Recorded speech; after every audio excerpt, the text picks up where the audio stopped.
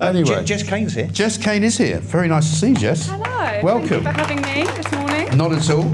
I know it's a bit early, but listen, you're looking very glamorous. If I'm allowed to say that. Russell, am I allowed to say that? You'll be I think you just cancelled have. for that. Yeah, no, us on the centre right, are we still allowed to say that? Well, even if we're not, we're going to. Yeah, I think we're so, going yeah. to. Yeah. How long have you been in Clacton? Were you here last night? Got here about 10:30 and we slummed it. We stayed in a car, yes. Last night? In the car? Yeah. Excellent. Well, are you sort of are you cosplaying as a gypsy or something? Yeah, why not? Tonight, hotel though. Woo! Yeah. Well, actually, funnily enough, my son was here last night, and he was hoping because he decided he was having quite a good time, but they didn't have any room in the hotel. It was so full up. It was totally Business sold is booming, out. right? Sold out. Jace over there, by the way, big round of applause for Jace, please. He's put this on for us. Brilliant man. Fantastic breakfast, by the way, as well. Absolutely sorted me right out. So it's a busy time of the year in Clacton. Tell me about it. Well, we're going to be door knocking today, aren't we? We are. Getting out there. Getting out the vote. Yeah, getting out the vote. And I'm sure it's going to be a fantastic result for Nigel. I'm expecting, 70% of the vote, at least for him. 100%. Yeah. What do you think? Also a busy day for students, can I just add? Do you know what today is? Students. A-level results. Oh, is it? Yeah. Oh, right. Anyone got kids or grandkids that might be getting results today? You have? Just me then. Just you? My daughter, can I just have a plug for my daughter? Do. My oldest daughter, Kaya, who's 18, just got an AAB, which apparently is pretty good. That is good. AAB, which means she gets into university. So, well, that's the bad news. Well, yeah, not yet, because she'll come out 3 years' time woke as hell. Woke as hell, and you'll owe about 75,000 quid to the state. So that's great. So it'll cost me 75 grand to have an indoctrinated teenager. Yeah. Yeah, actually, it's a shame she passed her. I would get her out of the country, or into a job, and then that way. She's very excited going to uni, and she's chosen somewhere. She has. I'm not going to say, just in case one of you in the audience stalks her when she's there in a few weeks' time. No, but one of the only members of my family ever been to university. As you can probably tell from me, I'm very uneducated. I'm just a gobby Essex estate agent, as everyone on Twitter keeps calling it. Yeah. No education at all. Did you go to uni? I did go to university, yeah. I did a master's degree, but let me tell you, it was a total waste of time. I've got about £90,000 of debt now. Right. What's the master's in? Law. Law? Blimey. So Careful. Politics. You better move a bit further over. Yeah. I'll litigate you. Bill me for a time. Yeah. So we can't afford you for more than 15 minutes, I'm afraid. The clock's ticking. Gosh. But this is the thing, my son just graduated from Salford University, and his mother said to me the other day, he's the most educated person in the house now. Yeah. And he can't tie his own fucking shoes. Sorry, no, that's not fair. I'm sorry, Oliver. But the thing is... No, he's a very smart kid, but it's ridiculous, this whole idea that you have to go to university now. When I went to university for 2 years and left. I did 2 first years because I ended up editing the student newspaper and I just couldn't be bothered. And it didn't really matter so much then, but it was 5% of people went in those days. Now it's like 35, 40% or something. Well, I read today on Twitter that it's the highest number of students that will be accepted into university today. That's what I saw. It's just ridiculous that students are being forced really down this route to university. I went to university, I started in 2019, so I did COVID basically as my university years, and it was a total waste of time. You didn't go to any lectures, you didn't go to any seminars, you got to pay £9,000 a year to basically study off PowerPoints that your lecturer sent you, and it was just indoctrinating. Everyone I went to university with came out extremely left-wing. I was, I did PPE, politics, and I was basically encouraged to not ever vote Conservative because I was a Tory at the time. And when I tried to set up a Conservative society, they actually tried to ban me from the student union. That's nice, isn't it?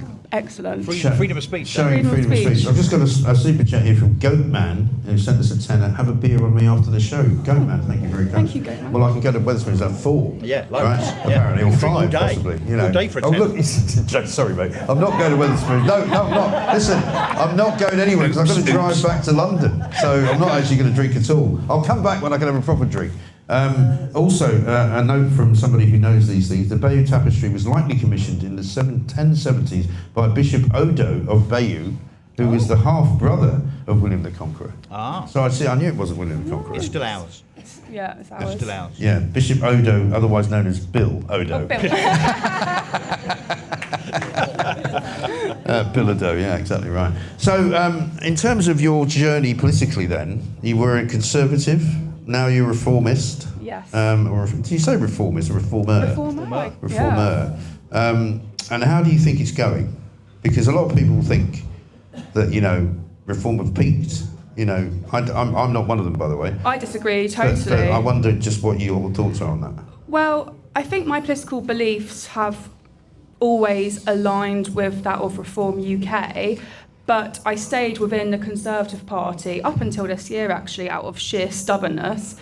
Everyone in the party was actually telling me to leave the Tories and join Reform since 2024.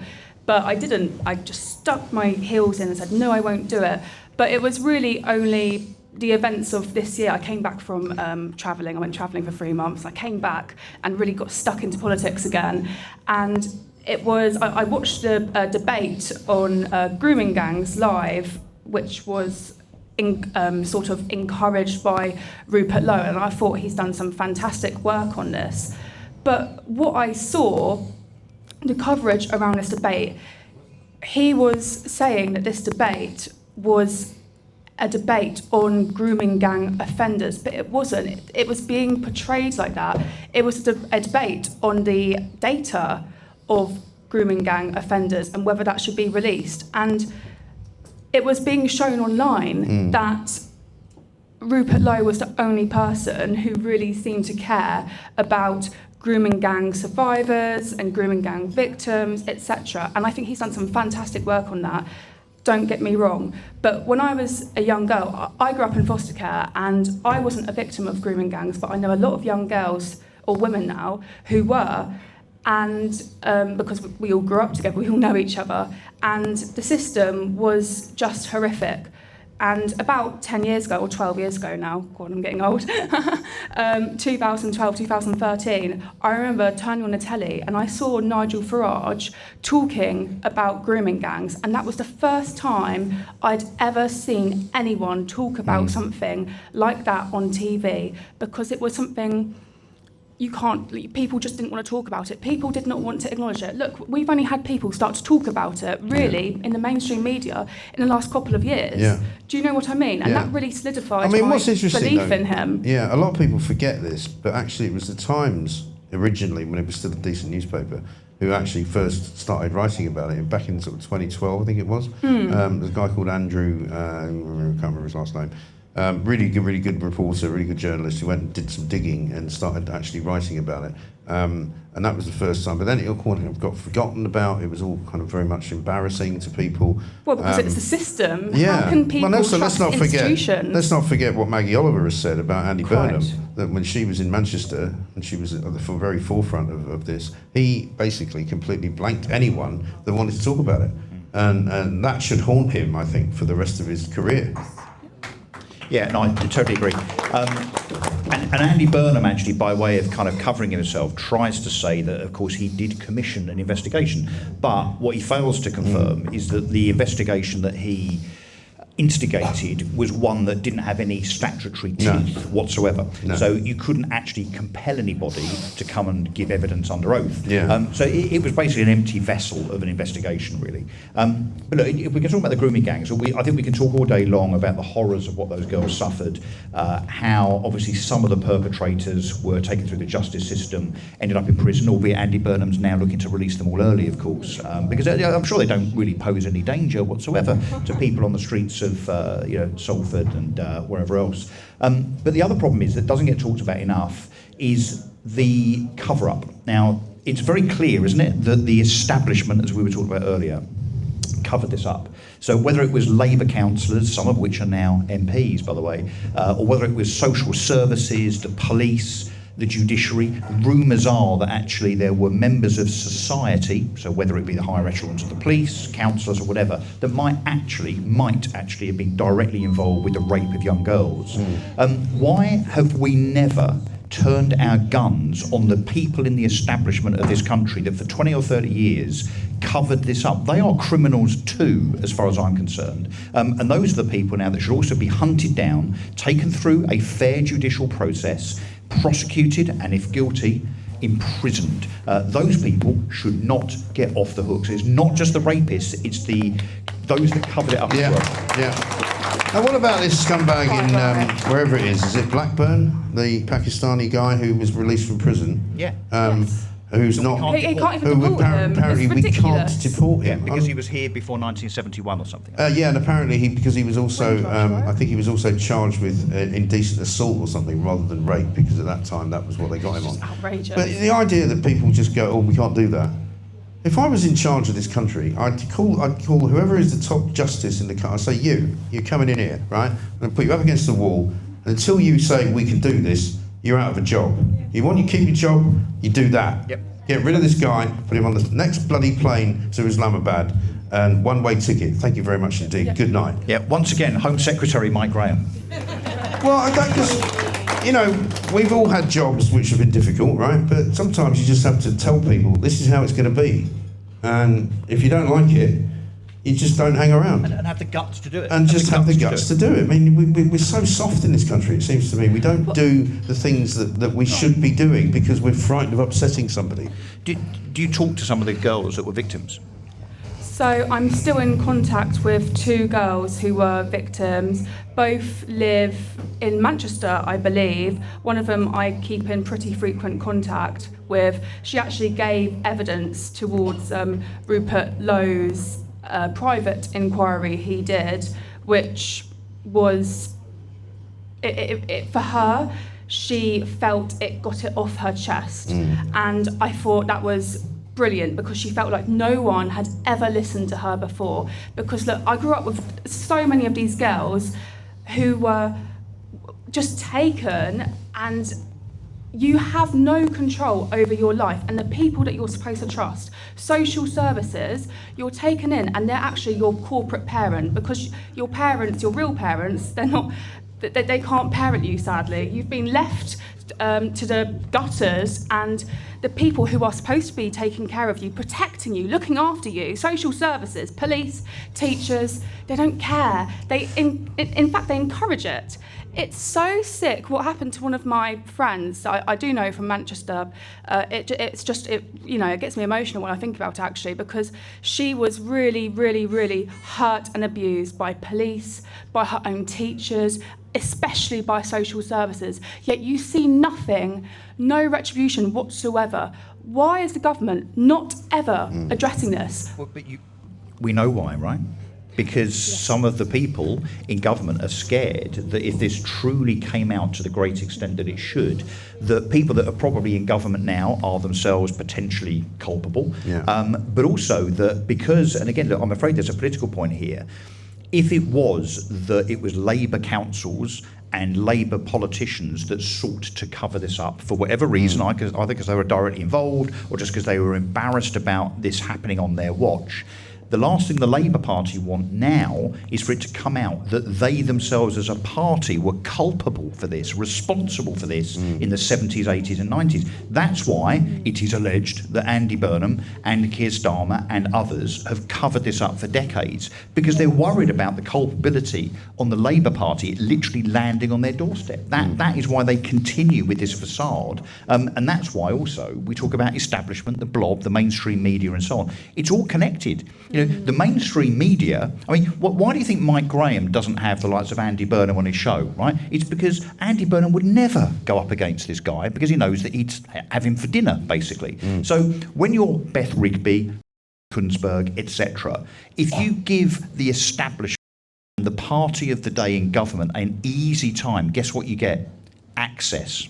Access, which means that's why Beth Rigby got to speak to Keir Starmer on a regular basis. And that's all they care about. Yeah. I mean, It's all connected. I've written this book. I don't know whether any of you have noticed. You've not mentioned it. Yeah, I've not mentioned it for a while, but it's called Fake News. There's a thing in there because it's just really intense to me. It was right around the time when Morgan McSweeney was kicked out of Downing Street, because it Someone turned else had out his phone nicked. He had his phone nicked. But you know what? Nobody ever found out what happened to his phone. He reported it to the police. He rang them on another phone to say, I've had my phone nicked. That one didn't get nicked. I smell a rat here, right? The police were then going to go and look at the CCTV footage from the street where it was stolen, which was in the middle of Mayfair. And if you know London, everything is covered by camera. There's no way that nobody would have seen what happened, right? We've still never heard from the police. We don't know what happened to it, right? in the middle of all of this, McSweeney's gone, his phone's missing, he's reported it stolen, but nobody knows what's happened to it. And bizarrely, he's wiped all the data from it as well, so that you can't recover from the cloud. No, really? Well, apparently not. And don't forget, reported it missing and gave the wrong road. Yeah, he said he not only the wrong road, wrong London. wrong part of London, wrong borough. He said he was in Tower Hamlets. Yeah. You know. Meanwhile, old Starmer goes off to the UAE to have a conversation about something or other, just anything to get him out of the way. And Robert Peston, one of my least favourite journalists, who is such a wanker, I'm sorry, gets an interview with Starmer, right, walking around on a beach somewhere in Dubai, and in the midst of this scandal of the phone missing and the phone not being found, he's all chummy, like, well, Prime Minister, you know. He said, you probably use WhatsApp, do you, Prime Minister? Who's your favourite, leader to talk to on WhatsApp? I'm going, ask him a fucking question about the phone. Ask him about McSweeney. And instead, he gets, I quite like the Prime Minister of Finland. It turns out he has nice chats, cosy chats with the Prime Minister of Finland. I'm going, what exactly are you telling us here? As a major journalist with access to the Prime Minister, you get access to the Prime Minister and you ask him who he plays footsie with on WhatsApp. Yeah. What is the point? Or whether he prefers chipsticks to twiglets. Yeah. I mean, it's just, and they're so captured because all they want to do is get on the plane with the Prime Minister when he flies somewhere and they want to go to They're just there for status, aren't they? The gala really? dinner, and it's all very nice and cosy, and they all kind of nudge each other and go, oh, that was a good question. You know, wankers, all of them. Absolutely. You wanted to talk about vape shops? I did actually. Is it because you've got a vape shop? Is that why? No, actually. In my village of Ripley, we do not have a vape shop. But I used to... Are you jealous? You want one? Well, apparently they're very, very convenient ways of... laundering money. I was going to say making, but Mike says laundering money. Laundering money, yeah. Well, in Godalming, which is a town in Surrey, the town has been totally overtaken, actually, by vape shops up and down the high street. It's a lovely, lovely town, but everywhere you flip and go, you just see a vape shop here, there, everywhere. And I don't mind a vape shop here and there. I don't even mind a Bookies. Look, I used to work in a Bookies. I love a Bookies. But vape shops, I find offensive to the eyes because they're usually bright, flashing coloured lights.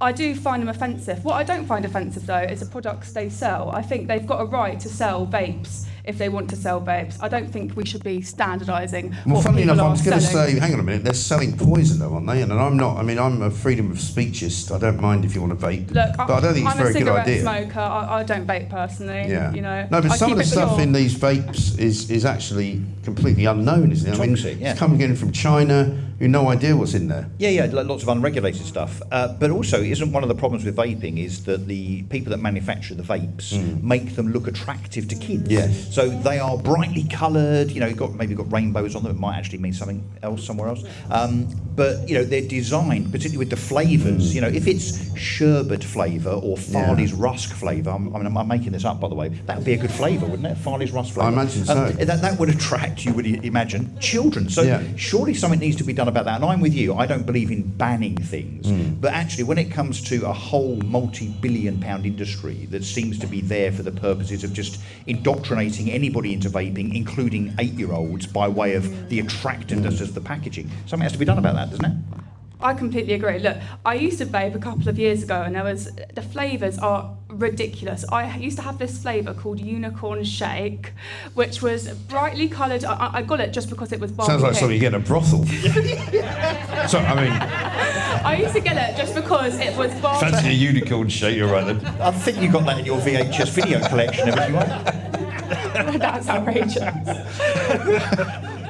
But I mean, the thing is, though, that it seems as though if you do anything illegal in this country, you're good. It's fine. You know, you try and do something. You've run your own business for a long time. Jess, I don't know whether you have been barked on doing that yet, or whether you're thinking about it. But I've done it for a long time as well.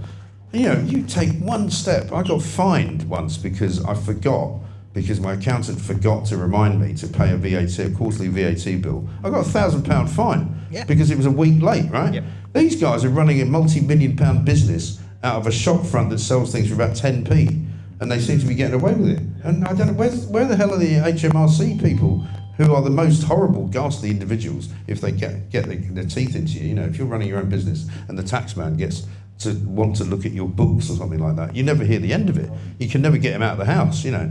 But these guys are making millions and millions of pounds, supposedly, probably not paying very much tax. And I don't understand how that works. Well, this stuff needs to be cracked down. A lot of it is political will, and a lot of it is resources in terms of having the people within the police and Essex County Council Trading Standards, for instance, to do that. And it's just kind of ignored because I guess for the authorities, it's a bit like the spectre of two-tier justice and two-tier policing, isn't it? It's much, much easier to pick on people like us, people that are law-abiding and are sensible, because we're probably not going to kick back too much. You know, and if we've been, I don't know, if we've done 36 and a 30, or we're a day late with our self-assessment return or whatever, we're an easy target. You know, I had, Mike, you might remember 2 or 3 years ago, I happened to be on a train with a ticket for the journey, I remember this. Which was apparently slightly incorrect on the basis that I got onto a GNER train and I should have been on a Hull train. One was blue, one was green, apparently, and I should have known the difference. Couldn't you have claimed you were colourblind as well? Yeah. You know, I've got a disability. That whole sorry episode where I remonstrated with the very officious ticket inspector, where I said, look, I may or may not have the wrong ticket or the right ticket or whatever. I'll tell you what, I'll pay the difference. He said, no, mate. He said, you've got to pay for a brand new ticket and the £100 penalty, which of course I refused. So I took it to court. I lost on a technicality. Cost me £3,000. £3,000. I mean, look, probably that's on me for being principled. But here's another thing. I shouldn't probably say this. Good job the leader of the council's not in the room. When I got elected to Essex County Council on May the 7th, you can imagine that I and my kind as politicians, especially those like me that are sharp-elbowed and outspoken. Are you going, Charlotte? Where are you going? Sorry, we're keeping you. You're not paying her enough. Not paying her. So I got elected, and a few of us are, you know, pretty outspoken. We kind of tell it how it is. So as a consequence of that, guess how many standards complaints I have now had against me in the last 3 months? What? 21. Standards board, right? So standards. And about what sorts of things? Like what? I called out what I call an affiliated Labour member who's at Essex County Council because the first time he spoke at Essex County Council, we didn't ask, you know, where the toilets are or how do I help my residents or can we keep council tax low, please? Guess what his first question was? Where do I sign up for my pension? So I called him out. Yeah. I called him out. And another councillor... Well, they report you for that? Oh, no, what happened was another councillor thought I was talking about him, and he wasn't there. So I messaged him and said, actually, Lee, it wasn't you. I was not talking about you. So he complained to the standards board anyway and got 17 of his Labour political mates to do the same. So that was 18. I then had a complaint against me about you. Really? I told you this. No. I told you this, have I? No, this is breaking news. So when breaking news. When Mike goes on holiday, which is for about 5 days a year, by the way, hardest working man in show business, Mike, because nobody else was available, asked me to cover his show, as you may or may not And you remember. did a brilliant job, by the way. I did all right. Round of applause for Russell Quirk. Brilliant job. Thank you. I did all right. I don't think I lost too many of you. No, you were brilliant. I was in Cyprus. Cyprus. I don't know whether you heard. That's where I went. No, no idea. No, I never said. I didn't want to tell you. But I sneakily would have a quick peek to see how it was going. Now and I actually, I was like, crikey, he hasn't lost the audience at all. Maybe you were surprised. Yeah, you thought it was going to be terrible. I was slightly disappointed, actually. Anyway, go on. Anyway, so I put a tweet out saying, look, delighted to be covering Mike Graham's show. And I said, you know, sharp elbows, kind of uncensored, no Ofcom, right? As we talk about a lot, right? No Ofcom regulation, no Ofcom censors. Someone complained about that. And then the latest complaint is that I asked AI, the perils of AI, to put together an image based on a supposition, which is, as British people and British voters, I think it's time to pick a side, right? So what side are you on? Are you on the side of saving Britain, or are you on the side of denigrating Britain, talking it down and allowing it to go to shit, right? So that was the premise of the AI image that I asked ChatGPT to put together. And it came up with an image which on the left-hand side was a lion and a Union Jack, all good. And on the right-hand side was a lion that was dying, covered underneath by a load of individuals in black mannequin outfits. Guess what the allegation is? Racism. I'm a racist. Racist. I'm a racist. I mean, it was ChatGPT that created it. I didn't prompt, make the baddies black. I didn't do that. But there is a standards complaint. And funny enough, this morning, I've had an email from the monitoring officer at Essex County Council saying, we've got to investigate this. And I've emailed you about to say, are you serious? Yeah. Are you absolutely serious? What an absolute waste of everybody's time. So, to the point, whether it's Nigel Farage or Richard Tice at a much, much higher level than me, being castigated, and having this kind of torrent of lefty trolling to try and distract, deter, and denigrate them. It does also apply to councillors. And how much does that all cost? Because presumably they've got a monitoring department, right? Well, there's a lawyer. He's got a team. Then they have to go to a so-called independent person to get his view. And then if it goes all the way, it has to go to a full-blown committee of councillors to decide whether my accidental black mannequins mean that I'm the next Adolf Hitler. Yeah. I just strike you off now and just save time, But this is just a waste of officer time, officer resources, and taxpayer money that we're all paying towards our councils. And look what they're wasting our money and our time on, investigating crap like this. Well, and can I just say, apart from that one that's ongoing, none of the complaints that have been levied against me have been upheld. So it is all a complete waste of time. All a complete waste of time. Russell, great to see you. Have a good day. You'll be having a long day, and we'll see you maybe tomorrow on the show, Friday morning. Maybe. I'll be around. You'll be around, and I think we might be talking to your council leader as well. Yes, Peter Harris. He's at the count. He's going to be at the count. So he's going to give us a blow by blow. The look on the faces of some of the 32 competitors to Nigel to see how they feel about getting 6 votes. Yes. Very good stuff. Great to see you, Jess. Nice to see you again. Nice Thank you very much indeed. Enjoy the day.